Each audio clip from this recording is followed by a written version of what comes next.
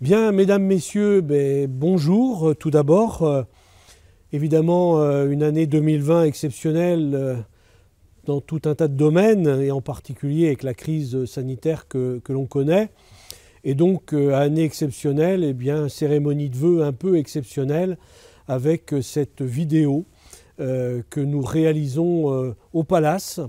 Et le choix du lieu n'est pas un hasard, évidemment, puisque, vous le savez, dans cette crise sanitaire, nous sommes privés de cinéma, nous sommes privés de théâtre, nous sommes privés de concerts, de toute une série d'actions dans la culture, et c'est particulièrement difficile, même si on peut s'interroger légitimement sur les raisons qui font que l'on nous prive d'accès à la culture, alors que justement cette crise devrait nous permettre d'accéder plus encore à tous les domaines culturels.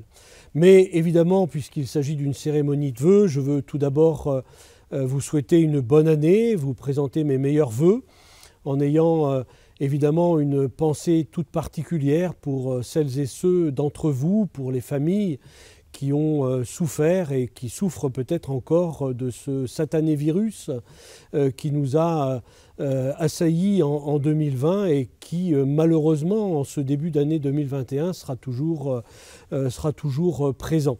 Voilà, donc une pensée pour les familles, des vœux surtout de bonne santé pour faire en sorte que chacun se porte bien. Nous avons à être responsables, à faire en sorte que les gestes barrières dont on nous a beaucoup parlé tout au long de l'année 2020 continuent à être appliqués, y compris le masque. Alors moi je ne le porte pas aujourd'hui parce que je suis tout seul au milieu du palace et donc en dehors des techniciens qui accompagnent pour cette vidéo. Mais évidemment, il faut porter le masque, il faut se laver les mains régulièrement, il faut faire en sorte de garder des distances physiques, mais surtout pas de distance sociale.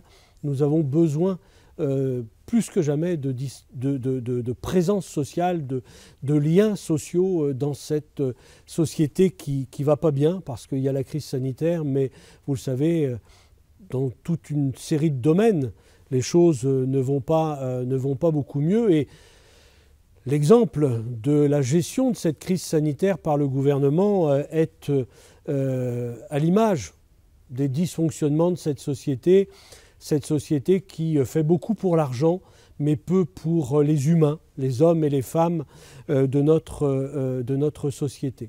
Et la gestion chaotique du gouvernement a abouti à aggraver la situation, à aggraver les choses par rapport à la crise sanitaire, par rapport au virus.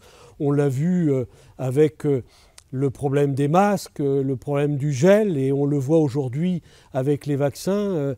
Nous avons tous en tête le fait que dans ce pays, la France, qui est un pays historiquement, un pays industriel, eh bien, on a cassé au fur et à mesure des années qui passaient, on a cassé notre industrie, on a exporté la production d'un certain nombre de biens de consommation, et aujourd'hui, nous ne serions plus en capacité de fabriquer des masques, fabriquer du gel.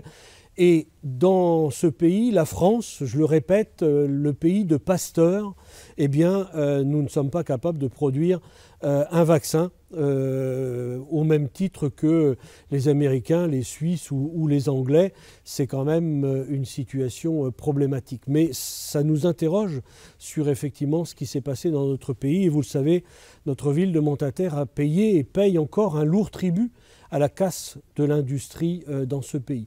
Mais il n'y a pas de fatalité à cette situation. Il faut au contraire se rassembler pour exiger que nous puissions revenir à des productions locales, y compris dans l'intérêt du gouvernement, mais du pays.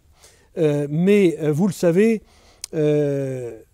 cette gestion de la crise a été chaotique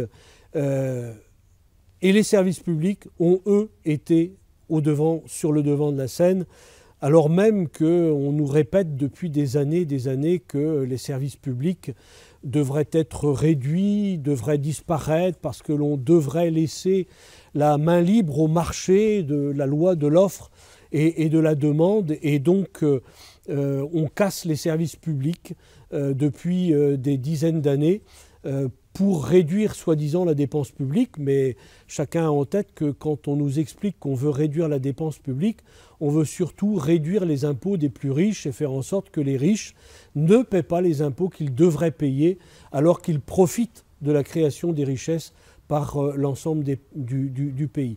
Et en matière de services publics, évidemment, on pense à tous les hospitaliers, à tous ceux et toutes celles qui, dans les établissements hospitaliers, dans les EHPAD, ont travaillé et travaillent aujourd'hui encore au quotidien, jour et nuit même, pour l'intérêt de nos concitoyens dans des conditions difficiles, parce qu'il y a eu des fermetures de lits, parce qu'il y a eu des suppressions de personnel, et cette situation n'est pas acceptable. Et on se rend bien compte que même s'il y a eu de la solidarité avec les applaudissements le soir à 20h pendant le premier confinement, c'est bien d'apporter cette solidarité aux soignants, mais ce n'est pas suffisant. C'est pas suffisant, et dans l'agglomération creilloise, nous sommes bien placés pour le savoir. Avec l'hôpital de Creil, il y a eu la fusion avec Senlis, avec les conséquences qui ont abouti là encore à des suppressions d'emplois et des fermetures de lits. Et puis il y a eu la fermeture de la maternité qui est absolument scandaleuse. Mais c'est ça la réduction du service public et des dépenses publiques pour la santé dans ce pays.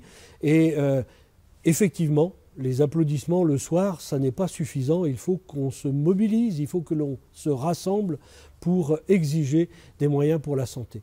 Mais les services publics, c'est aussi les services publics municipaux. Et dans notre ville, vous le savez, les agents municipaux, les 340 agents municipaux de notre ville ont été au quotidien au service de la population. Et sans eux, sans elles, forcément, les choses auraient été encore plus graves. C'est la raison pour laquelle nous avons voulu leur rendre hommage avec la carte de vœux que vous avez reçue dans vos boîtes aux lettres, qui, à travers une vingtaine d'entre eux et d'entre elles, met à l'honneur l'ensemble de nos agents municipaux qui ont porté les repas pendant le confinement, qui ont fait en sorte que les écoles puissent réouvrir avec des protocoles particuliers, et qui, au quotidien, encore aujourd'hui, font tout ce qu'il faut pour être au service, à votre service. C'est ça le service public, et il faut souligner ce travail des agents qui sont par ailleurs mal payés et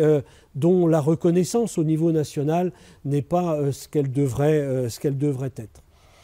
La crise, c'est aussi, il faut se le dire, beaucoup de difficultés pour les collectivités territoriales, les communes, qui ont eu à supporter des coûts considérables face à cette crise, qui n'ont pas été compensés par l'État, évidemment, qui prétend qu'il a compensé, mais il n'a pas compensé. Ça vaut pour les communes, ça vaut pour les départements, les régions, qui essaient de compléter et de faire en sorte que celles et ceux qui sont confrontés à la fermeture d'un restaurant, d'un bar, d'un commerce, puissent continuer à survivre en quelque sorte. Mais évidemment, on fera les comptes dans l'année 2021. Les risques sont importants qu'à cette crise sanitaire, la crise économique et sociale vienne aggraver tout cela. Et c'est la raison pour laquelle il faut continuer à exiger que les moyens soient donnés aux collectivités territoriales pour faire face à cette crise, mais aussi faire face, en dehors de la crise, à l'ensemble des services dont on a besoin au quotidien pour vivre. Avec l'agglomération creilloise, en matière économique, nous allons travailler à faire en sorte que cette agglomération creilloise, qui, je l'ai dit, a souffert de la casse de l'industrie, puisse rebondir, comme l'on dit aujourd'hui. Mais au-delà du terme, ce que l'on veut, c'est faire en sorte que l'emploi puisse se développer, répondre aux demandes d'emploi dans cette agglomération qui souffre beaucoup, vous le savez, mais où il y a des grandes capacités, il y a du savoir-faire. On parlait de l'industrie, il y a du savoir-faire industriel. Il faut que les habitants de notre agglomération, les habitants de notre ville, puissent profiter d'emplois qui conviennent à leur savoir-faire, à leur capacité à travailler et je suis persuadé que si l'on offre ces emplois, eh bien, ils seront pris rapidement parce qu'il y a des besoins. Et donc, hier matin, j'étais avec les services de l'agglomération, avec les services de la ville, avec un cabinet sur le site Gosse, l'ancien site Marinoni pour les montatériens, pour lequel nous voulons travailler à son redéploiement, à son redéveloppement.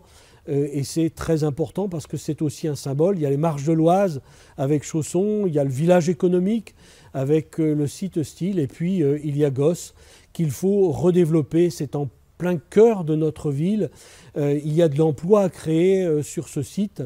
Il y a à démolir un certain nombre de bâtiments et à reconstruire, faire du neuf, du nouveau. Et c'est en ce début d'année 2021, je pense, ça sera un beau symbole que le site Gosse puisse revivre de cette façon.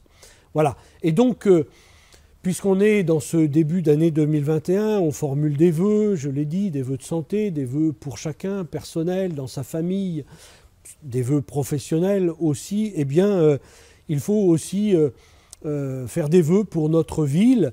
Et nous avons des projets importants, pas tous les citer, mais en citer quelques-uns. Évidemment, il y a la création de ce terrain de foot synthétique sur la plaine Arban-Bellard qui va être au service de l'ensemble de la population et du club de foot, évidemment, qui est un club important, mais comme d'autres clubs de la ville, mais de l'ensemble de la population. C'est un investissement de plus d'1 million d'euros, très important, avec des aides du département, certes, mais c'est un investissement très important qui va répondre à une vraie demande.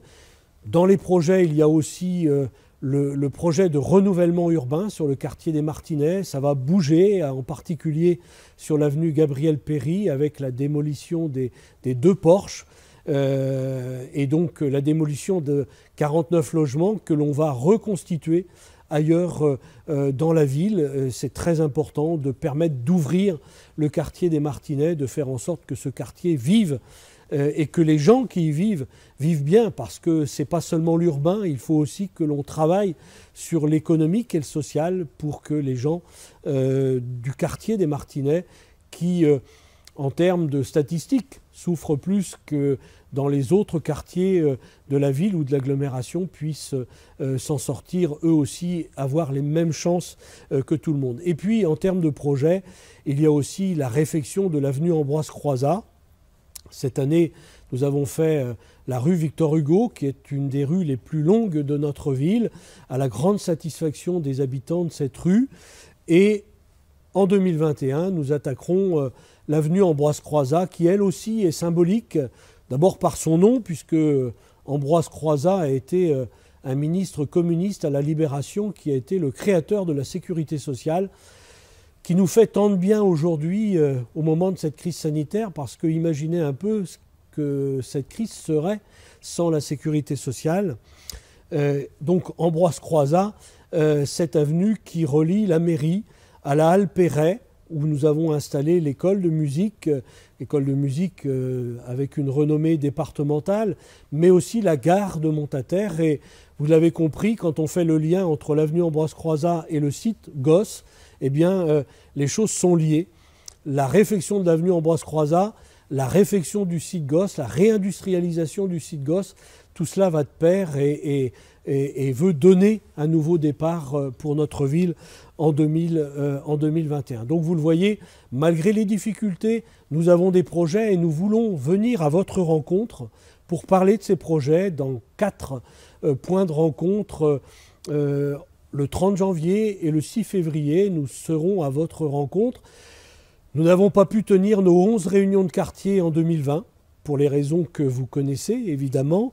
Nous avons essayé de tenir ces réunions de quartier de façon numérique, en visio, comme l'on dit aujourd'hui. Malheureusement, ça n'a pas répondu à la demande. Et donc aujourd'hui, nous allons essayer de venir à votre rencontre avec 4 points de rencontre les 30 janvier et 6 février. Vous aurez des invitations. N'hésitez pas, venez à la rencontre des élus de votre ville pour parler justement de la situation, pour parler de votre ville, pour parler des projets, pour parler de ce qui ne va pas, pour parler de ce qui va bien aussi. On n'est pas obligé de parler que de ce qui ne va pas, on peut aussi parler de ce qui va bien.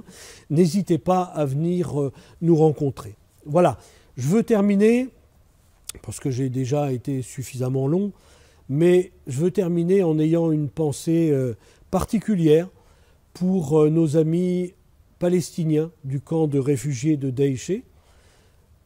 On a beaucoup parlé récemment du fait qu'Israël, le pays Israël, que l'on reconnaît évidemment, serait à la pointe de la vaccination, et c'est tant mieux pour la population israélienne, c'est très important. Ils sont plus en avance que nous en France, évidemment, et donc c'est tant mieux. Mais quand on parle d'Israël, on oublie toute la population palestinienne qui, elle, n'est pas vaccinée parce qu'elle va dépendre de l'ONU alors qu'Israël occupe les terrains et les terres palestiniennes. Et donc, dans ces moments particuliers où nous savons que nos amis palestiniens du camp de réfugiés de Daïché, avec lequel nous sommes jumelés depuis plus de 30 ans maintenant, souffrent énormément. Je veux avoir une pensée pour eux parce que c'est très important. On ne peut pas penser seulement à nous, à Montataire, seulement à nous dans le département, seulement à nous en France. La situation internationale, on le voit bien au quotidien avec ce qui se passe dans le monde, ce qui s'est passé aux États-Unis avec Trump. La situation internationale nous importe de façon très importante. Et puis, évidemment, même si les choses sont un peu différentes, mais j'ai aussi une pensée pour nos amis de Finsterwald en Allemagne, qui, eux, connaissent la situation un peu comme la nôtre, même si l'Allemagne, elle, a gardé son industrie et donc est en capacité de répondre à un certain nombre de besoins. Voilà, bonne année encore à vous. Tous mes vœux, tous les vœux de la municipalité, du conseil municipal, que j'associe évidemment à ces vœux pour vous en 2021 et en souhaitant vous rencontrer très prochainement. Merci à vous.